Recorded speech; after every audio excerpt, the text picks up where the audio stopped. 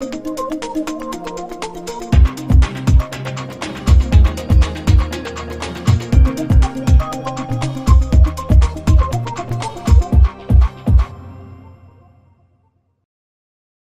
to the program. Today we have a special edition in English and with a special guest. Dr. Willie Wilson is with us today. Welcome. Thank you.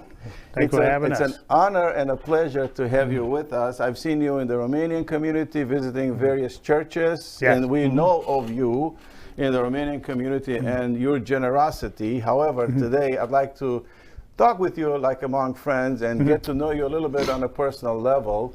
And I'm going to start with a fundamental question, because the title of this program is From Cotton to Chicago, Okay. which is part of a title of a chapter in your book. What should I do next? This is a very powerful book, your testimony, Yeah. and the way God has touched your life and moved you from Cotton to the big city, Chicago.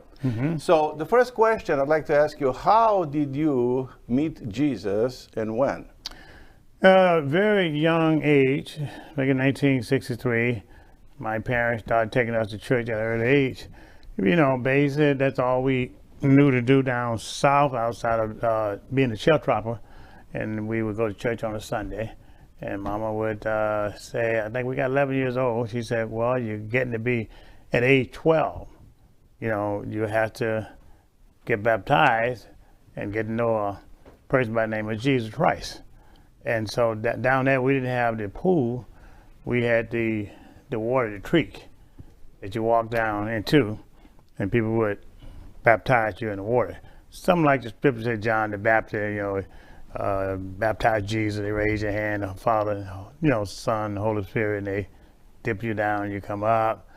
But we had to give up something to make sacrifice. And those things we gave up, like shooting marble. We used to shoot marbles down south. And we gave up that for a while. And then Mama said that if you ever go anywhere, you get down and out. If you can't make it, remember Jesus. And that's how I was introduced to the Lord. That's awesome. And how was your journey? Was it with Jesus? Was it always perfect? You've seen always that Jesus showed up whenever you called him? No, not at all. It was hard work. Actually, I was raised down south and into the church. But after we left home, we ran away from home at an early age, of course, we didn't want to have nothing to do with church. We had a tough time. And getting back into church was my last result because I didn't want to go back. And so we kept hitting tough time. Then it was a choice that I had to make because I had ran out of all other choices. And I was glad that Mama had taught us about Jesus when we get down and out, sad that he done everything that could save us. And we came back to get to know him, and I'm glad I did. And it's been up and been down, but what it does for you is to give you hope and faith. We'll put you to go through trials and tribulation. Work alone doesn't get it. You have to have faith to it. Faith and hard work. That's what get it. But the reward been great. You know, we still at age 74. We still hitting the world. Some people, friends of mine, haven't made it to 18 or 20 years old. You know. Wow. Yeah. Well, going back just a little bit more in that time when you were not so attracted to church anymore, what caused you not to go to church and to stop? Well, you know, we was young, like most young people. They see the world, and they wanted to try to explore. You know, you get out and you get hanging with the wrong crowds. We never did do drugs or nothing like that, but we you know, we just go out and run with the females and things like that, and baseball, basketball, hang around guys where we would go from city to city, and things like that, but didn't even think about Christ. We more or less think about worldless things. And that side of me in the world at that time was attractive to me. And like today, we find that that side of the world attracted to a lot of people still today. You know, I was speaking Sunday at a church, and the Sunday before last in a church up in Milwaukee, outside Chicago. And so my subject was that the struggle still continue. You know, Paul said that when I want to do right, I just can't do right, I do wrong. And I said that's back in the days of Paul days, 2,000 years ago. And that struggle with Paul is still today with people like myself and all of it. The struggle still continue. But at least by his grace and mercy, we able to have the faith and know he's there, and we're going to stick with him. We're not going to ever leave again. You mentioned earlier that you had no other choice. You got to a point in life where you felt that coming back to church or Jesus was an option to consider. How did that work out? Well, it worked out pretty good. See, what happened was I had been running the street. I got married, 4 kids. We ended up with a divorce. You know, got into business, things of that nature. We had ran away from home at early age 13. It was tough out there. We had odds and ends job. We worked at Goodyear, Firestone, Gold Blast Tire Centers. You know, we would get jobs like painting people's houses and things like that, but they wouldn't pay us. You know, so we were working, we couldn't get paid. We didn't know people wouldn't pay you. It was in Chicago, of course. See, down in Louisiana, we didn't have a contract. It was a handshake. Your word is contract. So we brought it up here, but it's not true up here. At least I haven't found it, you know. And so hitting those tough times, we had to. We had no other choice. We had tried everything else. So I said, well, let me try going back to Christ, you know. And the little bell rings in your mind about your mother said, oh, you should run into a problem, always go to Christ. One night I was in New York and I was stranded up there, and it was a couple young ladies up there in New York City, and they was in New York. They didn't have a place to stay, so I had $18 on me, and I gave it to them. And I thought that the person that I was with, he claimed he was a doctor, and he wasn't, you know. And so we had to stay at the YMCA in New York City. And I had to work 3 jobs to get back home. And so, but those 2 young ladies who happened to have been from Louisiana, and I gave it to them and left just to see if they could make it, you know. So it was a tough time. And even today is a different kind of struggle today. Financial, we're fine. The different kind of struggle we have today is to hate to see people out there struggling that don't have it and don't have food to eat or living on the street and won't come back and to Christ. Different kind of struggle. Yeah. You know, but it's put on us as Christian to try to reach out here for others and then help them. You've done that very generously, and we'll talk about that a little bit later. But now, God blessed you, and you're doing very well financially, and you're blessing a lot of people, and we'll talk about that. But I do want to read just a little bit from your book about your biography, because I find this fascinating, the way you described your childhood, your early days, and the way God led you from cotton to Chicago and become a very successful businessman and a very generous businessman. So I'm going to read a little bit from your biography from the book, because I'd like to shift to how God led you into becoming a very successful businessman. How did that happen? So in your biography, I read here, within just 4 short decades, at the time when this book was written, this African-American product of the cotton and sugar cane fields of Louisiana has managed to create a most impressive multi-million-dollar empire, in spite of some of the most insurmountable obstacles one can imagine. At age of 13, with only 25 cents in his pocket, but big dreams in his heart and head, Wilson left his sharecropped parents and 10 siblings for a better life. In spite of the beginning penniless and stranded numerous times, he now personally donated hundreds of thousands of dollars each year to small churches and community programs across the United States.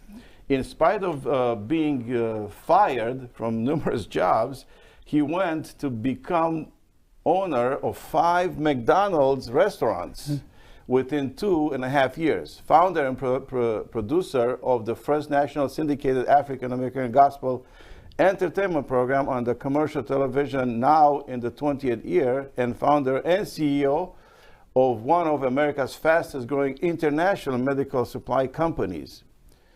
In spite of the failed relationships, a son murder in gang violence, and prostate cancer, today he enjoys a positive lifestyle with a fruitful marriage and family members who help make up his dynasty. Very, very interesting. From very, very humble beginnings, God brings you into affluence. So this is what I'd like to share a little bit or talk with you about. How did that happen? How did you manage from penniless, from nothing, to end up buying McDonald's and now becoming one of the very successful businessmen in the Chicagoland area? Yeah, well, we didn't have any money when we went with McDonald's. We had worked 10 years in McDonald's. 5 of those years we didn't have an off day. We worked 16, 18-hour days, including Christmas Day, Thanksgiving Day, 4th of July. 5 years without that. And so we wasn't afraid of hard work, because that's all we ever done was hard work. And I think that my DNA is hard work. My parents, my grandparents, my 4 parents, I'm the only first person in my family, my generation, to ever cast a vote, and who ever been in business. Wow, that's very interesting. So I think it was more about surviving in terms of getting my parents from out of a condition that I didn't want to see them in. That they had, ever since I've known them in life, they was always asking for food, something to meat to eat, rabbit hunting or fish. We wanted to get them out of that position before they would, God would take them home, and we was able to do that. And so what drove me was to make sure that we could get them out of that position and see them enjoy the rest of their days. So that was a driving force. So that was your vision, or your big why. You wanted to work hard and make enough money to pull your parents from the situation they were in. Right. That was a driving foundation and force. It wasn't about me. It was about the person who born me into the world to make sure they could make it. So it was about the person who introduced me to Jesus Christ. It was about the person who conditioned my mind that Jesus Christ is Lord and Savior, that whatever you do, take him with you, then he's going to bring you through. After you leave this earth, those of us who believe that we will get to heaven. All right. And so that kept driving. So today I'm of the same mind. Even though my mother and father have left and Lord took them on home, but I look at people like yourself, I look at other people who maybe in the world, and look at them as my mother and father. That's why we give so much, you know, to help them to get ahead. You know, we see the Senior Citizen Day living off $3 a week for food allowance. Prices are going up, so now they don't have $3 a week for food allowance. You know, they can't pay rent, right? They can't buy medication. The kid is at disadvantage and things of that nature. So somebody got to try to bring them back together. I believe with Christ, all things are possible, as the scripture says. Is that Jesus took 12 disciples and changed the whole world. And so as a person who believes in that, you know, we must do our part. We must carry the cross to make sure that following Jesus' footsteps, to carry the cross to make sure we can be worthy of being on earth for at least another day. I'm going to take a short break. After that, we're going to come back. I'd like to find out how you purchased your first McDonald's. How did you feel when you worked for so long, worked so hard, and then you become the owner of the franchise that you worked for? I'd like to kind of explore that feeling and how it happened after the short break. Okay. We'll be right back.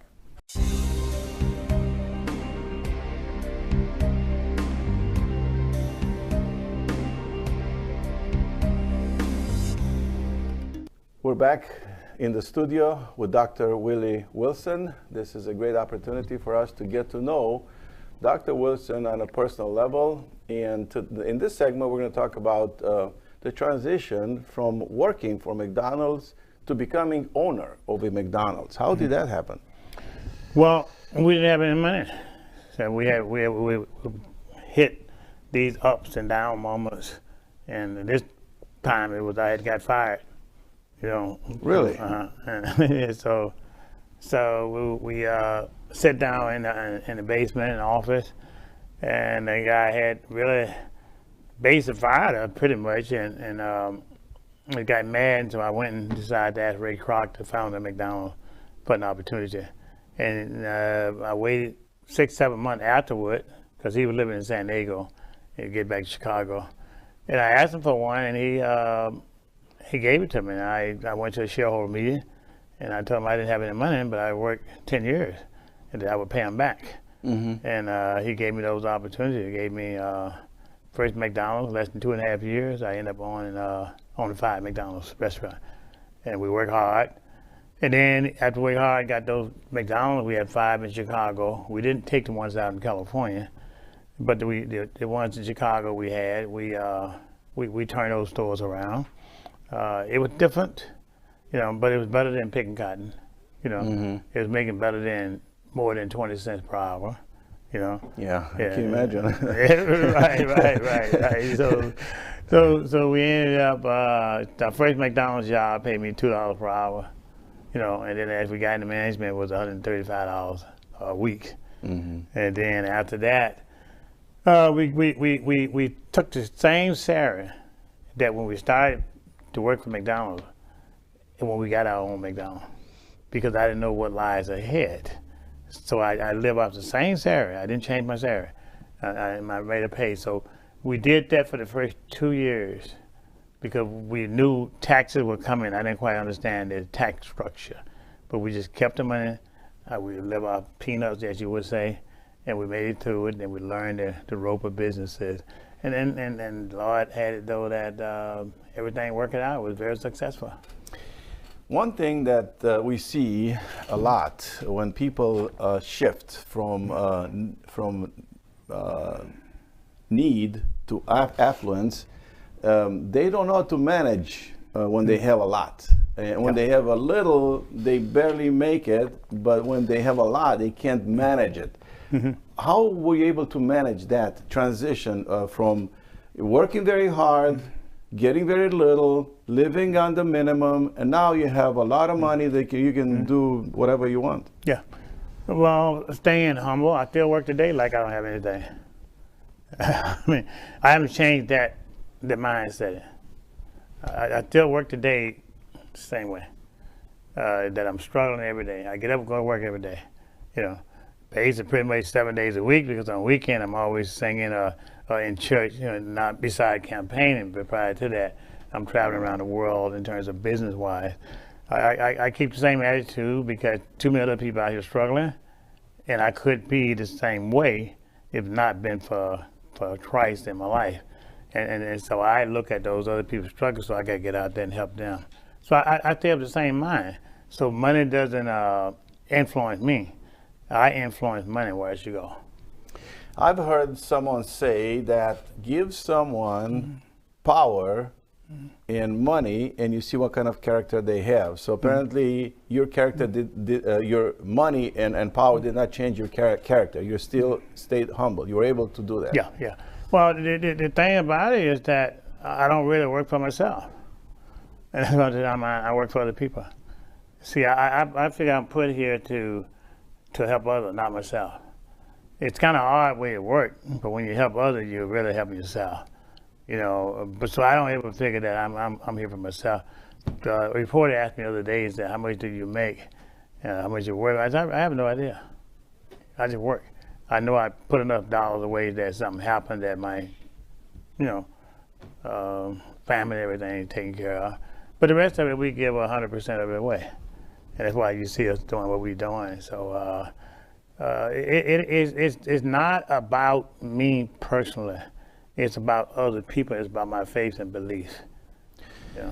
That's very, very impressive, and I think that's a testimony and a legacy that you're living to show people that it's possible, even when you make a lot of money, which you do, to stay grounded, to stay focused on helping others. I've heard you say over and over, I live to serve others. Yeah. This is a Jesus-like character. Jesus came to give, not to take.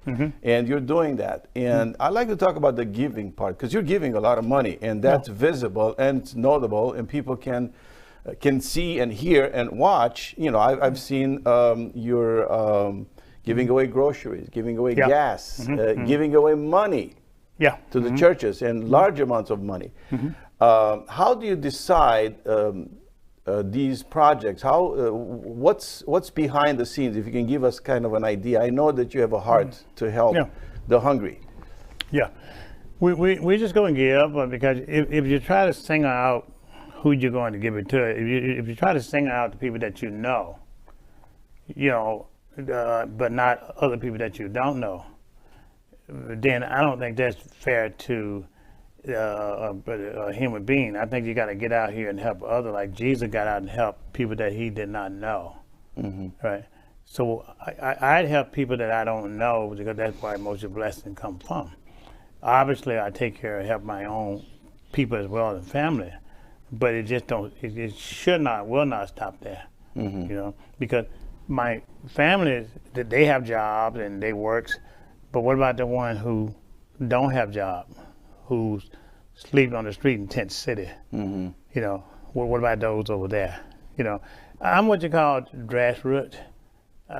You probably won't see me trying to go out and help a lot of people who got something, although we do it, but we help the people who's on the ground, who don't have food to eat, who don't have I'd say don't have a roof over their head. But I was telling somebody the other day we was out, I said, well, don't feel bad if you don't have a house, a roof over your head, but the Lord still got you here. But guess what? The Lord gave you the sky, put a roof over your head, you can see the stars. I said, so, but you still got your health and strength. He said, well, tell my mother I'm all right. I told my mother, know you, but tell her that I'm okay. And but I haven't been there because I'm too ashamed. But tell them that I'm okay, and so things like that, just a thank you, is rewarding for me to see it. And now, being successful, you pay a cost, and financially. And in order for a person to get out and do what I'm doing and try to help other people, you have to be prepared for people to talk about you, to walk over you, to use all kind of language against you, to set up crap for you and everything. You have to graduate from that first. If you're going to keep a mind and stay insane. Right. You have to be able to realize that and push all the other things back so that you won't become bitter or hate. Right. And so how I deal with that is that I look at the things that I get up every morning. I don't do everything that Jesus asked me to do, but he still wakes me up in the morning, despite that, and I use that as a balance myself. That's awesome, because I was thinking about that. A lot of people see things differently, especially when you are very well known and they see you doing all these marvelous projects. People appreciate it, but some people would not see it in the same way as a generous act. They may interpret it as a calculated act to benefit you. So how do you respond to those? Well, if you turn around and look at my past, back in 1886, the Wall Street Journal put an article on me, front page, that we was giving away millions of dollars then. You know? Now, in the last 30 some odd years, or 35, 40 years, we're giving away 70 to 80 million dollars to people. Wow. The way people found out the money that I give now was because of politics. They try to use that. But I'm not going to stop giving because of politics. I'd rather still help the people, whether I win the offer or not. I'd still rather help the people because that's come first, you know. And you know, I think that people get down and out because you ain't got a job, or you lose your loved ones, or you got cancer, or you're diabetic, or you got arthritis, or whatever reason. So they get down and out, and their morale goes down. And they get to a place and say, well, I don't want to make it no more. You know, but know that there is a God that brings you back in fold if you can believe and trust. Because see, there was a lot of people had that hurricane back here a month or so ago in Florida. All right, but there was a lot of wealthy people. Yeah. But the next day they didn't wake up. And there was some did get up, and they was in a bread line. So you have to be careful how you use money and use your success, because it cannot cure cancer. Money cannot. I had prostate cancer, heart attack too, and that I didn't call on my money. I called on Jesus. You know. Do you believe Jesus had something to do with your healing? Everything. Everything? Everything. I had a doctor, 2 doctors said I wasn't gonna make it. You know, but that just, look, you have to believe that there is a God, and that he gonna take care of you regardless of what your circumstances are. You know, you have to believe that. You know, if you don't believe it, the other way is not a way to go. Then you always be frustrated here and there. You know, there's time I can set aside and be by myself sometime and for a moment. But I go to church. I said, no, I'm gonna be in church today. This Sunday, I'm gonna keep my faith, and I'm put here for a reason, you know.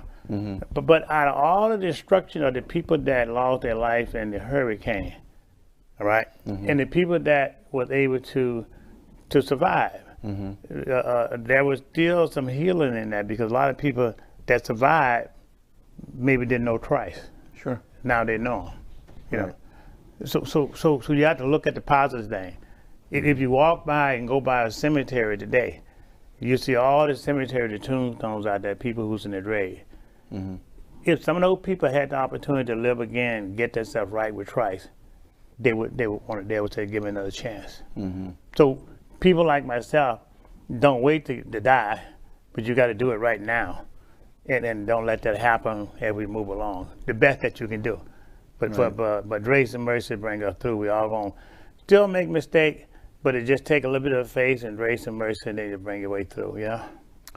Yes, that's very well put. I know that you have a heart to witness Jesus, and I see your postings and Bible verses. So you do have that witness activities everywhere. And you're involved in this project or television program, Sing Station, for a long time. And you also have an orchestra, Willie Wilson Orchestra, that sings very powerfully. I've seen that at our church when you came to Philadelphia Romanian Church. That was very, very powerful. So let's talk about that a little bit. How did that start, your music ministry, let's say? Well, that started was that on a Sunday, when I would go to church on a Sunday, we wanted to sing in the choir. So as we wanted to sing in the choir, my choir director, our choir director, wouldn't allow me to sing some of the song. Well, I knew I couldn't sing, But my pastor would bring me up and say, just sing and listen to the word, not the melody, all right? And so my choir director would get up and wouldn't let us sing. And so it goes to show you how things work. I said that if I ever get enough money to get me a TV show, I'll sing every Sunday and get me an orchestra. And that unfolded and came in existence, you know.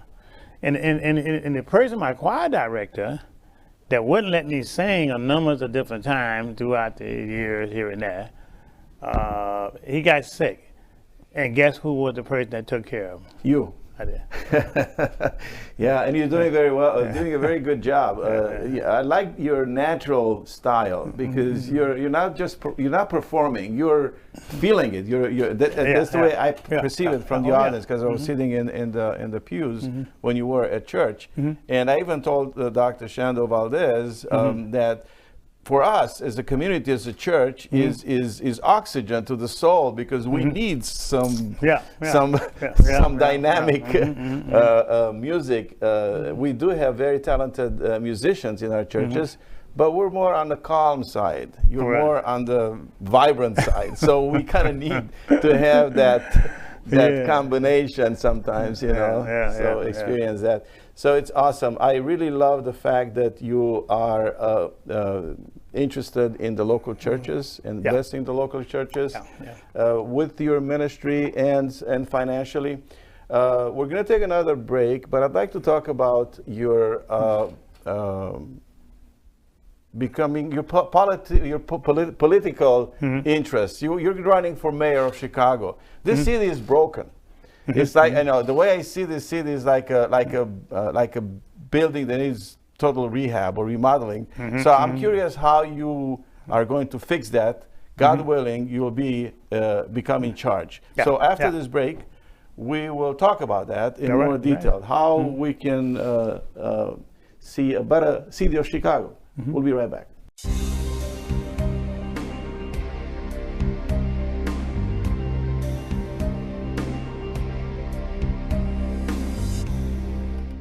We're back in the studio. I'm so glad today I have with me Dr. Willie Wilson, a friend of the Romanian community and a personal friend of mine recently. I am going to shift a little bit towards your political interest. You are running for the mayor of Chicago. And what caused you to want to be in that position? You're doing very well financially. Being in a political role is not the easiest thing to do, especially in Chicago. Well, first of all, I need something to do. Okay. You don't have enough to do? Well, see, my thing is to seek to do good. And where the most, if I can do more good over here and be more effective over here, then that's where I'm supposed to be at. We will continue to give personally all the time. But if you get into a position, you can help all citizens. You can help bring people together, white, black, Latinas, and other Asian American, and bring them together in harmony. You people just want to make sure that feel that somebody care about them. You know, people look for leadership, right? Chicago been very good to me. I owe back to Chicago. And it's citizen. I owe back from the people around the globe. Chicago, like the crime rate and stuff like that. You know, the people are still so divided. 77 community pretty much just segregated. That should not be. We fail to understand one thing, that we live as Christians, that we are Christian, but we still don't live together. You know, we say we're Christian, but we still don't treat one another the right way. So somebody gotta get out there that they can feel that it's not wanting for self. First off, we gotta sacrifice one in order for one to give freely, totally, as Jesus gave. One must have to sacrifice itself and not want nothing for himself in order to serve others. And people ain't dumb. They know when you're genuine, you know. But my thing is that, look, I don't want none. I'm not even taking a paycheck, you know. Paycheck they give me and send it right to someone's churches. You can send it to us. Well, we'll do that too. And I don't even know what the city, what the mayor make, you know. But we get in that arena because there's so much good that we can do. We need our young men and young ladies to have not only, it ain't good enough just to finish high school or college, but you need also a trade to go along with it. We need mentorship. We need our men and women to help train the young people. We need to teach them about the stock market. We need to teach them how to do mechanic work, how to do computers. We need to make sure they can make a living wage, and not a minimum wage, but a living wage, you know. But what we need to care about them like we care about our own family, right? And we can do that with mayor or somebody who can set the example and lead people, say, hey, look, I'm out here working for you guys. I want nothing for self. And that's what I'm always taking to do. You know, I always say this here is that if you got food at home and you can make that happen in Chicago, everybody got food, then why go out here and rob somebody to try to have food? But if you got food at home and you're full, you're gonna eat no more. What we fail to realize is that a lot of people ain't got food at home, and a lot of people got too much food and don't want to share it. Not realizing that if you share it over here, then everything gonna smooth out eventually, putting the infrastructure together, and everybody gonna be able to walk together and not hurt somebody, and be a better Chicago. And that's what we strive to take and do. You know, we have people come to the city. We have to make sure our business people equipped to get small businesses. We gotta get the taxes down, keep people from moving out of the city.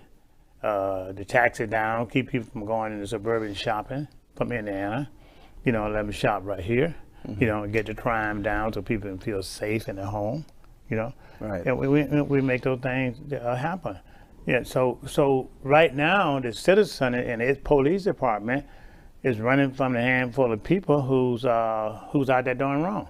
We had to change it around. You know, as I always said, you take the handcuff off the police and put them on a truck. You know, but you can also take then dig up the finite foundation. You cannot stop a tree from growing unless you can dig up the root. Okay, so you cannot stop trying as long as there's property. So you have to put the dollars in there and get rid of this property. They know there would need for nobody to really get out here and commit crime. Right. You know, and we can do that. Yeah, crime is one of the major things in the city of Chicago. Do you have like an idea how that could be helped so it's not so so serious? It's so sad to see young men and women losing their lives at such young age. Yeah. Well, the young people today, they're not afraid to die. That's the most dangerous person. That when you don't care about dying, you know, you need hope in that place. But they get close to the community, putting 4 superintendent of police, breaking the city up in 4 different segments, and then you can get closer to the community. If you got 50 aldermen trying to run the city of Chicago, and they can't run it, the mayor, why you don't have 1 police to run all 50 wards in the city, all right? So you got to do that. You got to integrate the police cars, making sure that you got, you know, different nationalities in the same car with 3 or 4 police officers. So when you're in that neighborhood, that person can relate to that person in that neighborhood, you know, and they can begin to know one another. Being fair, equal opportunity and equality for all citizens, regardless of what your background, whatever that may be, you know, showing the compassion to people in the city, it will help bring crime down and finding a solution, and making sure working with the major corporation to help train the people. You don't have to create another infrastructure for a trade school. You can put a trade school in it with the CTA. Put them young men, young ladies, whoever want to do mechanic work, they can train them through CTA and come up, get a good paying job and get contract. You can take the Chicago Housing Authority, which Chicago has control of. You can put tiles in the ceiling. You can be plumber. You can put landscape. You know, it's already infrastructure there. You know, use that for trade and everything. You know, then get them contract, then get the money set aside, that grant, so when they can be successful. Once they're successful, then they can pay the money back. You know, but put a safety net instead of all that watches the people who get those contracts, keep them from failure. You know, need that guidance. If you, a lot of y'all young men, young ladies, and a lot of other people don't even understand the stock market. You know, so if you got $100 grand, put it out here in T-bills, CDs, instead of you at a bank getting 0.25%, you're dealing with those brokers out here, you're getting 4%. You know, I mean, so 4% is $40,000 a year on you know, $1 million, and it's much more than 0.25%. But if you don't know these things, then that's that. So if you're gonna have you $5 million or $1 million there, and you're living off, say, $40,000 a year, well, your interest, if you place them right, gonna pay for your salary when you get ready to retire. That's knowledge that we need to understand. You know, so when we do that, and we need to understand how that works, and then how safe that is as well. You know, the T-bills, the CDs, the corporate bonds, and things of that nature. If we understand it, we're gonna be better off as a people. You know, we need to teach that in school. You know, and we need to go and learn these different things. Those international companies, you know, we need to get a piece of that piece of business too. If you take Russia and Ukraine, somebody had to go back over there and build Ukraine up after the war is all over with. In Russia too. But after it's all over with, you need people who has the experience and have a trade. They can get a piece of that business from the United States to open Ukraine too. That's economic, I call economic empowerment. You know? And so economic empowerment, people live in the community, can create a job in the community, and the community begin to flourish. So. Yeah, that's really important what you just said, to empower the community, build relationships, and offer opportunities for the community. The city of Chicago is very large, very, and it could be very, very powerful. If God gives you this opportunity to run this city, or when, I should say, what would be the first thing you'd like to do? Have you thought about that, or you still? Yeah, we've thought about that. Well, the first thing we had to do, you got to go out and make sure we talk to the people and get their consensus, find out what's out there. We know jobs like crime and taxes and things of that nature, but you can have those things and ideas and minds and everything, but if you don't talk to the people, it still don't work. You know, so you lay them out in front, and then you let people know, hey, look, here's what we want to do. All right, you guys got any ideas and suggestions, things of that nature. Communication is very key. You know, and you can do that and start that. Then you start with the taxes. You start with the crime, and you start putting with the pothole in the streets. Like you can't hardly in Chicago now, you're gonna bust a tires, you know? Yeah. And I can't even come up now of Lakeshore Drive and turn off all these potholes. Yeah. You know? Right? And look, talk with the people, we can say, look, the tip dollars, the money you got from COVID-19, just sitting over there. I would do this too.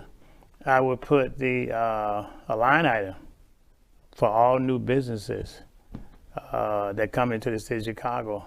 Set aside 5% to help the people who can't pay their taxes, help the people who be another COVID-19 that they can survive. But those on new business and new taxes, just like they got line items for everything else. What about line items for the citizens too? You know, so that they can. Very interesting. Make it that. Yeah, nobody thinks of the citizen. Everybody thinks of the way to send money to the government. No, they think about putting money in their own pocket, and you get white collar crime is a heck of a thing. Like the red light camera, that's another form of taxes. Sidewalk, head taxes, eat in taxes, eat out taxes. Those head taxes, you know. So you don't put taxes on people to run their citizen out of the city, and then give money to a major corporation that's gonna gouge the city, and people starving to death, gonna ticket all these cars, and you're gonna ticket people riding bicycles. Yeah. That don't make no sense, you know. So and people realize that, but it reminds me of Pharaoh in Moses' days, you know. Mm-hmm. You know, make the brick without straws. Mm-hmm. You know, and you don't ever get anywhere that way, you know. Yeah. Yeah. And keep people down. And but I suppose yet and all, when you get people down, those people who do well to help other people. I remember I was reading scripture the other night, and Paul said that when he was by himself and standing in front of you know, the king and everything else, and gonna get his, I guess, head cut off, or whatever it may be, and he said, everybody forsake him. Mm. His friend wasn't even around him. Mm. You know, he had done all those different things for all those people. Right. And he still was caught there standing alone. He said, but thank goodness that God, Jesus Christ, stood with me. Yeah. I mean, what a testimony, you know? Powerful testimony, and that's my prayer for you, Dr. Willie Wilson, that whatever God leads you, Jesus will always stay with you. Yeah, if He puts you in the mayor's seat, I pray that He will be there with you.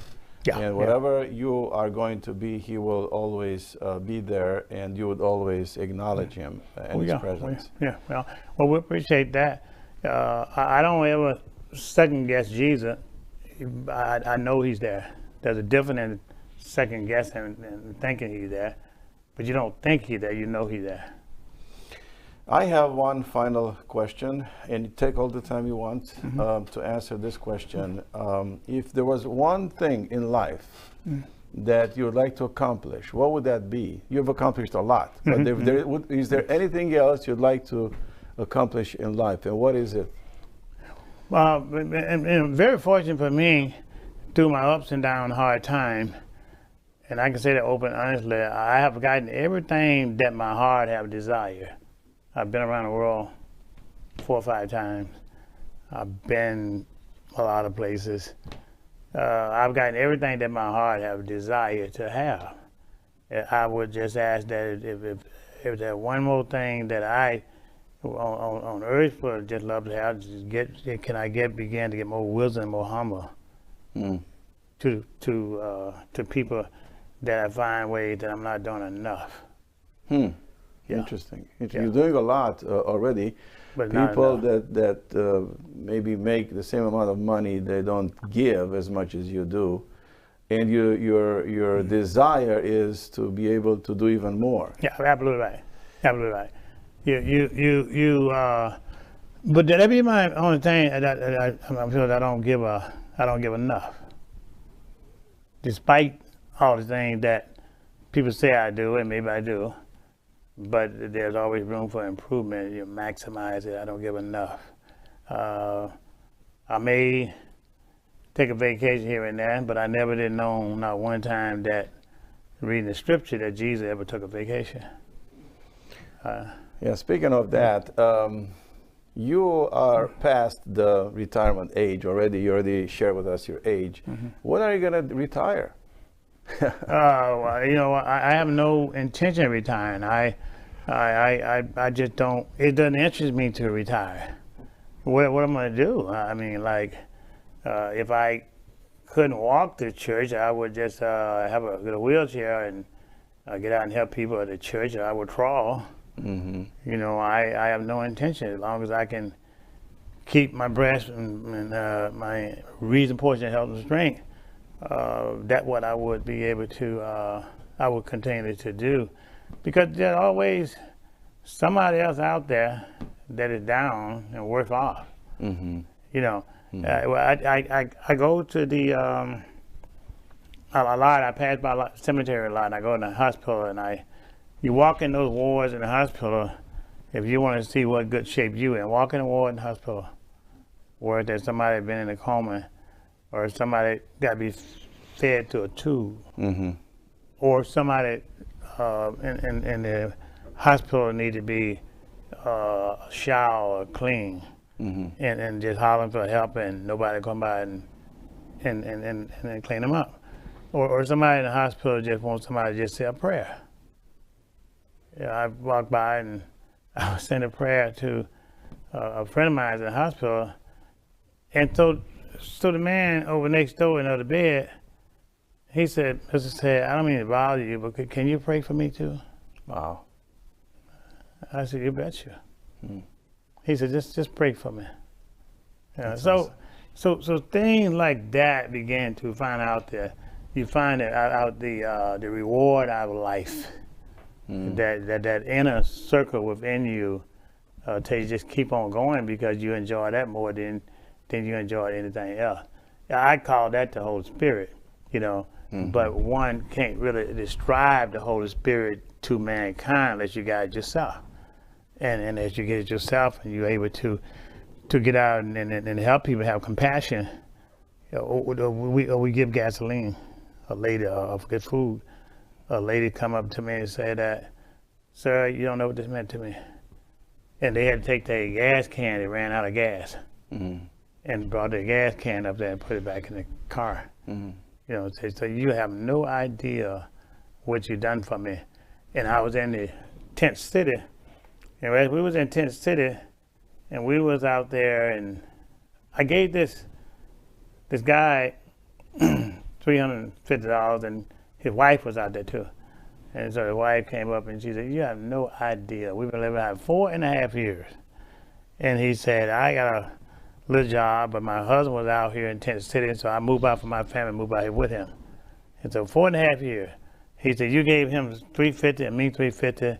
That's $700. He said, after 4.5 years, we now, because of you, can get a hotel room. Wow. Yeah. Wow. Wow. So that's what life is about. Wow. Well, that's very powerful, and it's a very good way to end our conversation today. But before we do, I'd like to give you this opportunity to speak to the viewers in that camera right there. If you want to look into that camera and just talk to the viewers. Tell them what you want them to know. Okay. Well, I'd like you to know this here. Go to electwilliewilson.com to learn a little bit more about me, or go to Willie Wilson Facebook. Know one thing about it, that I'm running for mayor of the city of Chicago, not for popularity. I don't want the money, don't need the money, we won't give it away.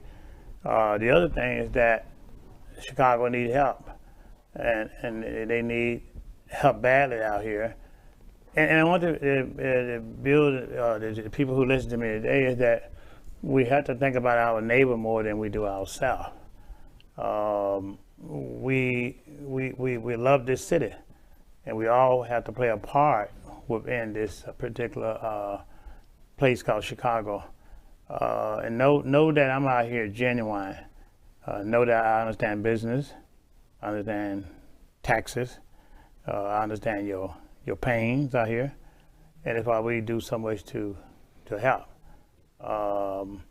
We've been around the world 4 times. We had the things that we wanted in life and got more besides that. But I guess it's the one thing that I would ask you to do is to make sure that, a few things, make sure that you vote. Come out and vote. The election is February the 28th.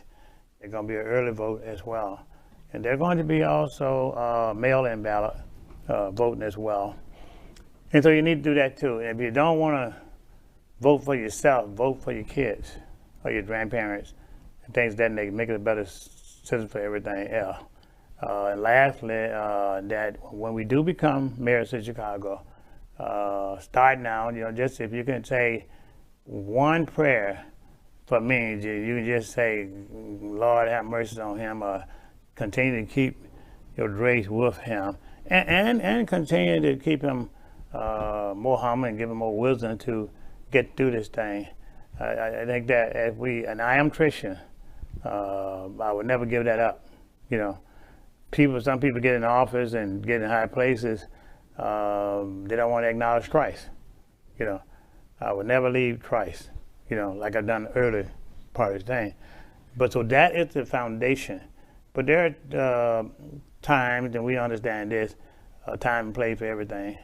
You have to speak in a tone of way to the particular situation given at hand. But I say this, that Christ is in every situation at hand. And when we must always take the than do that. But pray for us and vote for us. And if you like a yard sign, to put in your yard. Make a few phone calls to your friends and say, hey, I'm going to vote for Dr. Willie Wilson for mayor of Chicago. Will you cast a vote for him? If we can get another 50, 75,000 people to vote, we won't have to go into a runoff. You know, understand this too. We're not Democratic, we're not Republican. We're people. The mistake that people make in the city of Chicago in politics, they put the party first over the people. With me, I don't owe anybody any favor. I don't owe anybody any money, anything like that. So I'm not beholden to any one human being on earth. So thank you for giving us this opportunity, and we appreciate you, and we appreciate you taking this moment to take and stop for a moment and just hear some of the things that we have to say, and God bless you. Thank you so much, Dr. Willie Wilson. I really appreciate you taking the time from your busy schedule to meet with us on an election day. Today, when we're recording this program, is election day, and I appreciate you very much. Thank you. And we will continue praying for you. Our community love you, and we love you for who you are, not because you were very generous, and we love that too. But we have to be honest. But we love you because of you are a very sincere and humble person, and I love that. I love to see people that do well and stay grounded. And you are a model for me. Thank you. And I thank you. God bless you. God bless you too. Thank you for watching. We look forward to seeing you next time on another edition on Face to Face on RTN Chicago.